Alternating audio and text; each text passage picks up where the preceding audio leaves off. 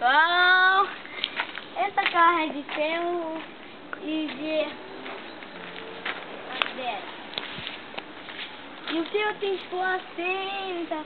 Assim. E essa casa é do Japão. Estão construindo.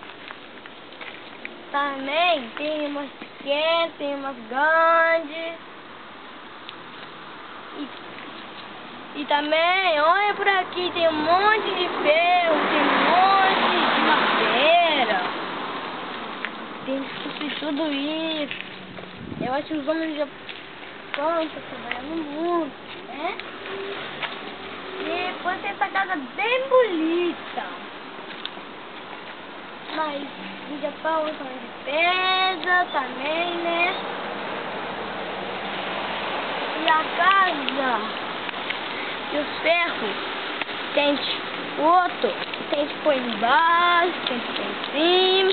E outro tem um ferro bem grande, tem que pôr o mesmo valor bem grande. E também, as madeiras tem que pôr lá em cima, pra fazer assim. Bota aquela casa que tá lá. Vamos fazer assim. E o ferro.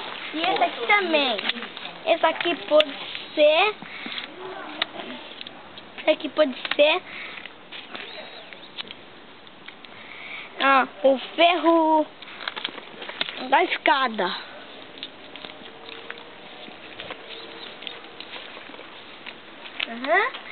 E tem mais uma madeira que fica igual esse ferro. Bem assim. Bem. Também de pé, assim, o ferro, assim, o ferro, a madeira, ali, olha, ali embaixo. E os homens trabalham muito bem, eu acho, aqui do Japão.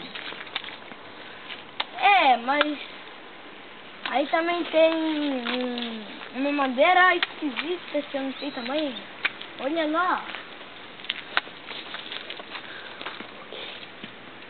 E aqui também tem uma madeira preta, marrom assim. E a casa vai ser muito grande mesmo.